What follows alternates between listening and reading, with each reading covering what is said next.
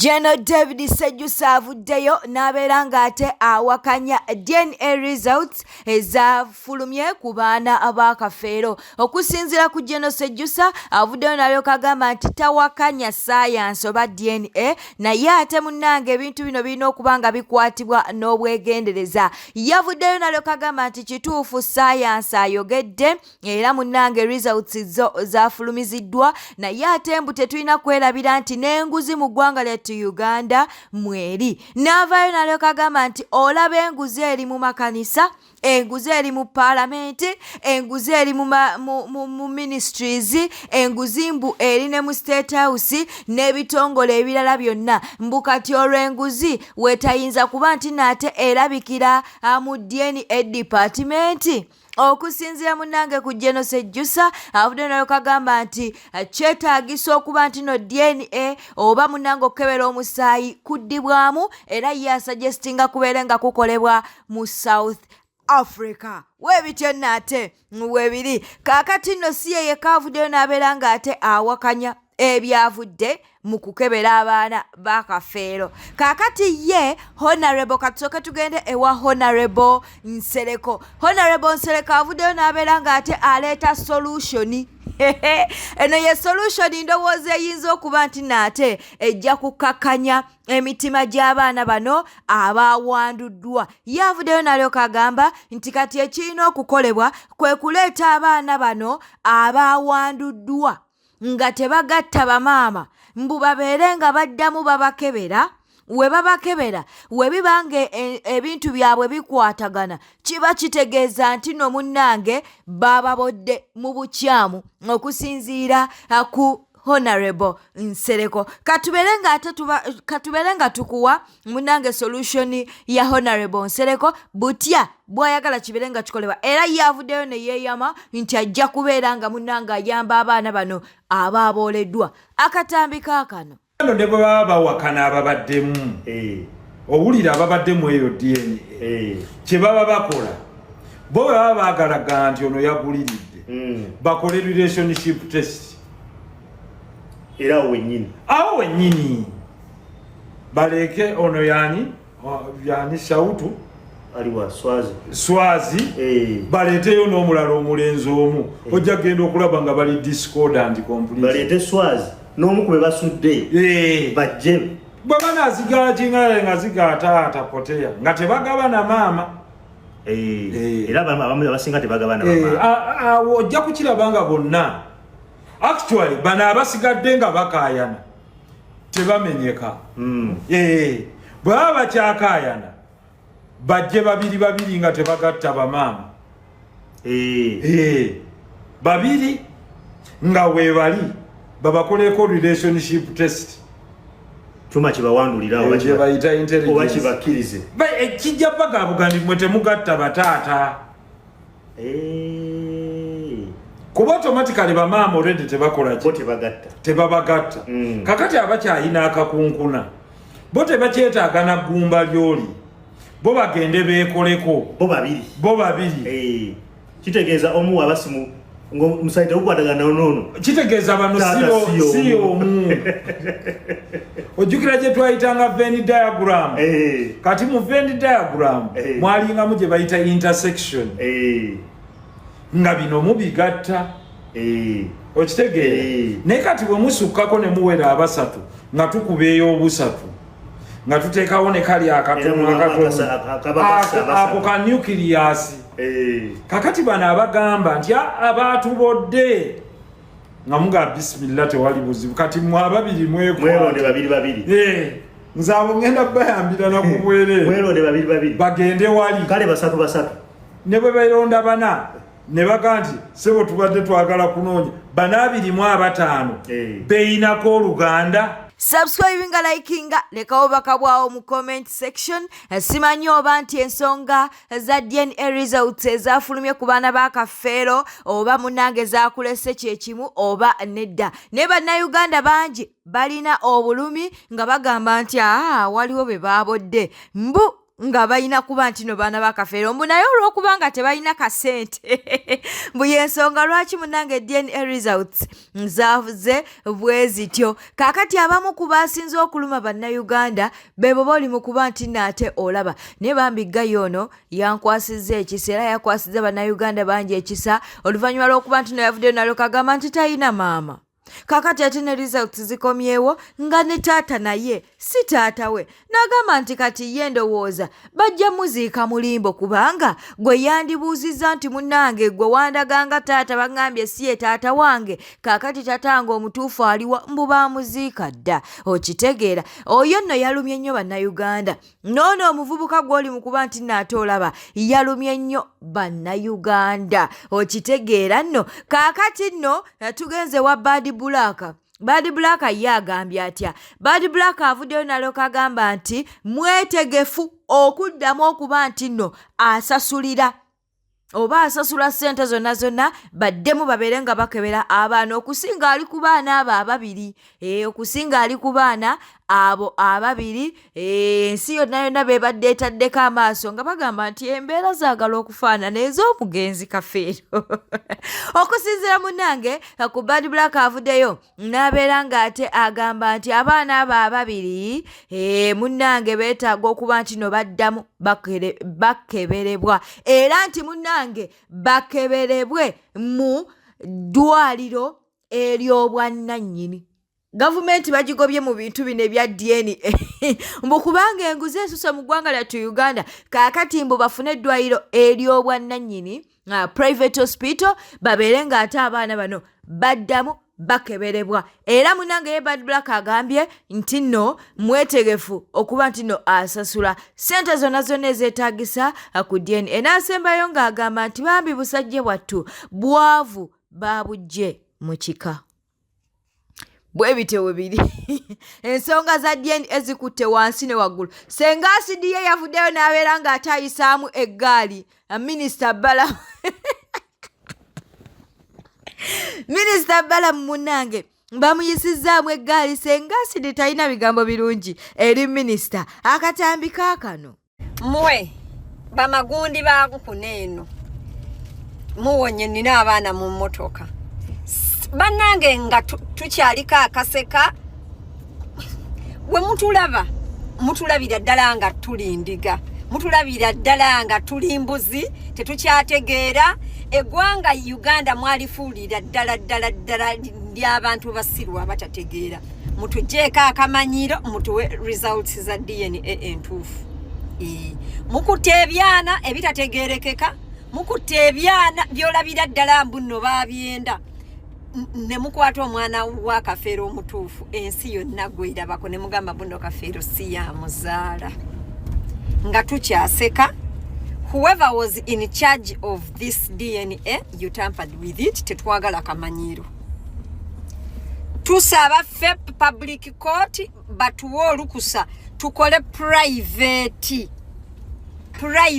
testing. Temujja kutuleetako ako mukamanyiro ono mwana wa Kafeero ono ye mwana wa Kafeero omutuufu kimbuuza mufaaki mangi genkuleetedde naye munnange etokoowa ebya DNA buli omu byamulese nga munnange tabitegeera era y'ensonga eri mu ggwanga lyattu Uganda y'ensonga enene ge mawulire kumpi ge tulina. Kaakati munnange ye omusamize wuuno avuddeyo agambye nti kati ekirina okukolebwa kuba nti nno empewo ziyitibwa ezaawo mugenzi Kafeero zoogere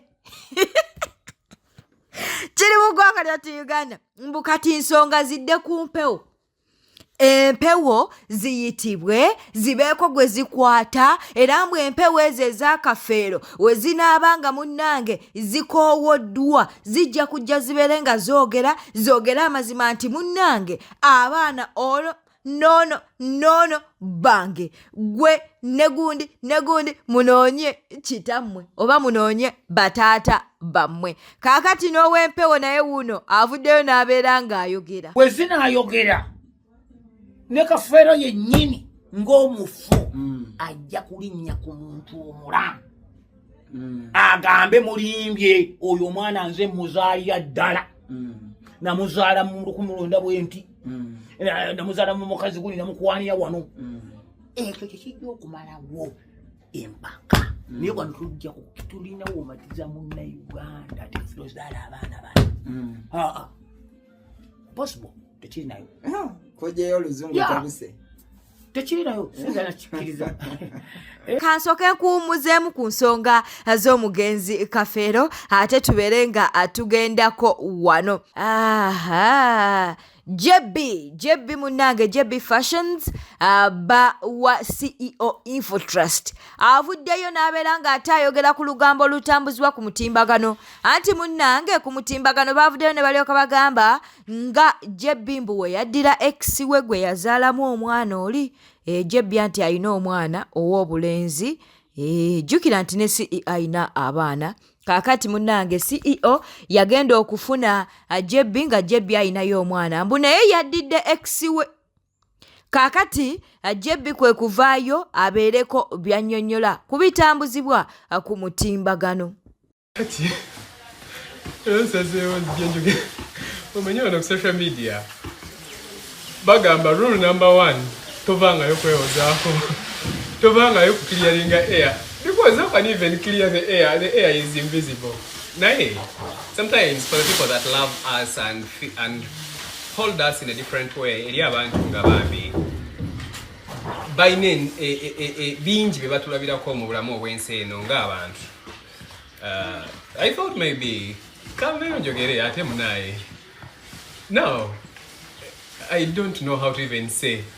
Naye I think we should do much better. Banange nze Munauganda nganfo byokulaba nga nkulaga nti you can be serious naye Munauganda onnemye. Now tell me how a nice looking person, a girl sincerely speaking, mukama kwado mukusokoze ka business ko. Then olowooza you have to fake up a story. Okwata omuntu atakulabangako nga deep down your heart okimanyi tono omuntu simumanyi sikulabanga nako tomumanyi sikumanyi sincerely speaking. Not a story like that because you want likes, because you want traffic on your page. No, it's not right. You can do better. You can do better. Bana Uganda. Do you really think omuntu ya inventing a social media kino kye yagenderera? We are missing out on the real point. We are missing out. You know, Uganda bagamba Zireese Sejusa naye oluusi wasiri Kenya asobola okwejjusa. Like personally, I don't really have to explain to anyone. I know the whole truth. I know that drama, it is social media drama, and it is actually bad enough that I'm even talking about it. But maybe in everything, let's get the situation. Nonyamu chenjogera, nonyamu chensobola okusomesaamu, nonyamu chensobola okwogera eri eggwanga eri abantu benjagaliza ebirungi. So, abamanyi on media banange nze ndi muntu akubira n'abantu obulango for free, not because of anything but because manyi nti the platform I have can be used n'abalala ne bagifunamu. And kinsanyusa I'm promoting Uganda munange. So, if you're too hungry for attention on your page, ng'owulira mbutuufu kati olina kuvaayo game nti gundi yankwana maybe owayize nti gundi kati yanzalamu banange mu birooto muki.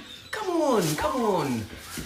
And subscribing liking leka obubaka bwawo mu comment section. Katuddeyo munnange ate ku nsonga z'omugenzi Kafeero. Pastor alina kyagamba wano. Pastor alina kyagamba wano ku nsonga za Kafeero. Abana kwa 25 abana be ba Kafeero. Family ya Kafeero mubadde temukkiriza mwali temukkiriza kuziikula Kafeero nga temuyina sente zigenda kukola independent DNA.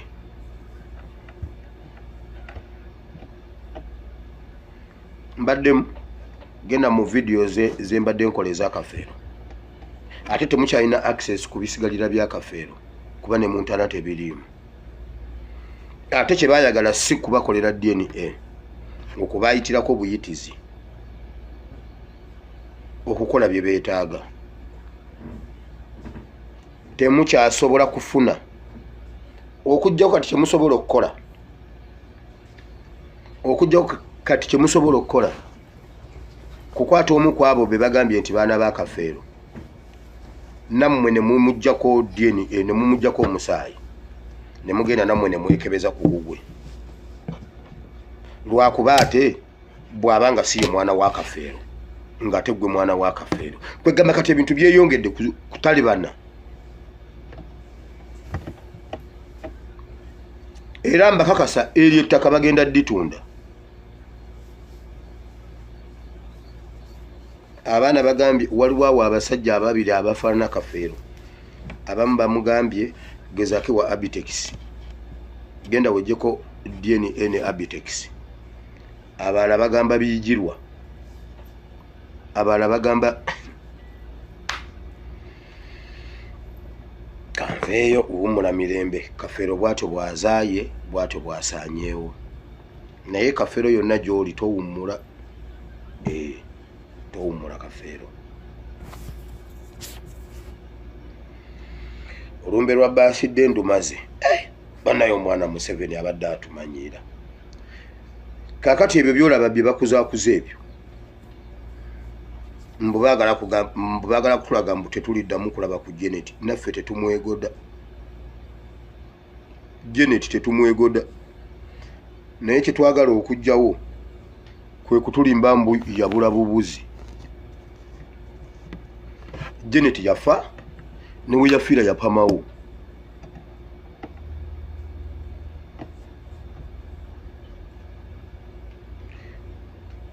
bajjajjaffe Abaganda abedda abalina empisa kwe bayita okwenyaga bannaye Abaganda baali basajja nnyo bannaabwe ebyaddala mwali enguzi abaana abana be basomye aba Kafeero si beebo wano benyininyini mwavayo ne mutukakasa nti mwakutte abaana ba Kafeero abamu nga bagenda okukola ki okubba eri omusaayi nti balangirirwe ng'abaana b'omugenzi naye ate okusinziirira ku baana be mutulaga ne be musomye be mutulaga be bawaayo enguzi ku lw'ensonga tolina bonkakasa nti oli eyavaako ne wala gy'alina ssente era alina n'obudde obugenda okuwaayo enguzi bano be musomye be balimu ng'abategeera that means be bano be mwayisiizaawo ababawa ssente mutulaga eyo ku muntu yenna alina asobola okuwaayo enguzi Uganda n'enguzi bali 5/6 bana abaana baguliridde bano be musomye nti be ba Kafeero ku lw'ensonga be balimu ng'abategeera bali abalala bameeka baavaako dda abaana bennyininyini abatuufu aba Kafeero wala gye yabajjako abatuufu si be musomye ekyo nammwe mu mutima mukimanyi. Honorable Minister Balaam oba DNA eyewandege yamwalidde enguzi lwaki mbadde mu kusoma DNA bana abaana be balonza abana DNA eza Kafeero bonna nga batudde wamu kitegeeza DNA eyewandegeya lwali yewandegeya banna Uganda muli kubemu ebituli byalidde enguzi abaana bafaanana Prince Job Paul Kafeero kutabako n'omuwe ne muddira bino ebyalala bwe kyana ekiwala tekina ekifaananira nako yadde Minister Balaam ekyokubiri twagala Minister oveeyo otubuulire abaana be wagamba nti mwabakwata bagenda okuwaayo enguzi ku DNA wa Kafeero nga temwabatugamba Swazi n'akabinja ke muguliridde DNA abo abaana abaguliridde bonna tekuliko wa Kafeero n'omu tekuliko wa Kafeero n'oku mutugamba mutya nti abaana abo si ba Kafeero ne muddirira bino ebirondere gye muteze Kafeero bantu mwe Mukama tagenda basonyi wate Paulo Kafeero towummula vaayo Paulo Kafeero oteekewo entiisa ebyo n'ebyano bitugumbule gwe ku accident bibakusibyeko nti bibyo nga sibyo mwadidde abaana kitegeeza abaana be mwagamba nti bawaayo enguzi Minisita be oyagala okwasa ebyamabeebo beba abaana abawaayo enguzi baswazi type kuba bano abaana bonna banaku lwakuba bafaanana kitaabwe kwegamba mukoze ebintu byamayinja byagamba omwavu tasinga musango balonzi ogwano ate okumanya abantu bano bayaayi bazze bonna batudde wamu mutunule mu kusoma DNA batudde ku lineage Swazi ne banne baddidde abaana b'omugenzi abatuufu ne bamuzizika ebyana ebitali bibye omusajja ali magumutezo musaanyizaawo obuwanga bwa Kafeero Balaam wallahi Kafeero tagenda kusonyiwa beera mwegendeza n'ekifo ky'olimu weegendereze n'ekifo ky'olimu oyinza obutamalaako kisanja Minisita Balaam beera mwekanya abaana bo mudde mubazizike mudde mukebere DNA entuufu abaana ba Kafeero muddidde abatali ba Kafeero mbawadde results za DNA ya Kafeero aba abaana abana nabadde nkyakisuubira kigenda kubeerawo newankubadde nga ndi sure tiwaliyo abalala abaliyo abataakeberwa nga bajja kujja mu maaso eyo.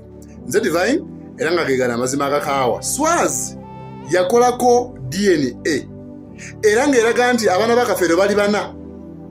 DNA Swazi gye yakola nga naye kennyini mwana wa Kafeero bali abamu ku bali abaana abana ku DNA Swazi gye yakola.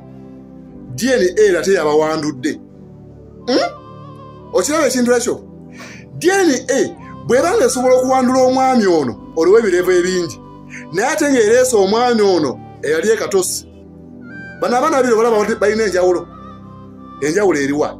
Amagezi zegenda okubawa. Kooti esazeewo, poliisi yekoze gundi, government minister of health yekoze DNA test, government yekiwoomyemu omutwe. Naye era ng'omuntu omulamu obeerako n'akakunkuna. Abasigadde mulimu bootuna n'ogamba ti naye noono. Naye ate ne waliwo be bamuwadde n'ogamba ti ono ate afaananira wakaddala Kafeero. Kale nno bantu mmwe mugenda kulaba surprise mu bintu bya Kafeero ebyo. Era nze mbagamba nti yandibanga ekyali ntandikwa yenkaayana mu mali ya Kafeero oba mu bintu bya Kafeero.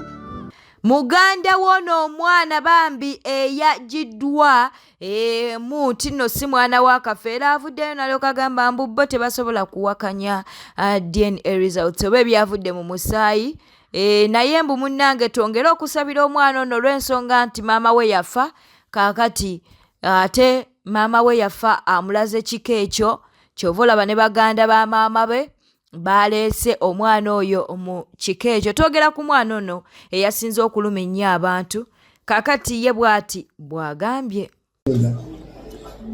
Bannayuganda bannaffe mwenna twala omukisa guno okubeebaza abadde bagoberera ensonga z'omugenzi Paul Kafeero. Nze omu ku babaddeyo n'omuganda wange bamuyita Muwanguzi Godfrey era ngenda muteekawo wano. Twala omukisa guno okubeebaza era ntumye mbeebaze nti mwebale nnyo omukwano gwe mumulaze naye nga ye talina maanyi gawakanya bivudde mu musaayi. N'ekirala tusaba kutwongera kutusabira Mukama amugumye kuba kati gwasigaza nga taata olw'ensonga nti maama yafa dda. Maama we yafa nga akyali muto era kati tetulina we tugenda mumusanga kutulaga taata. Bwe tuti embeera gye tulimu naye nga twebaza bannamawulire mwenna ababaddeyo ne mugusa ensonga. Katulindirire kyonna Mukama ky'anaaba atuleetedde. Ono munnanga ali ebweru w'eggwanga nga naye yavaayo n'alyoka agamba nti wanaakomawo ajja kubeera ng'ate akeberebwa. Mbu ng'akeberebwa okitegeera.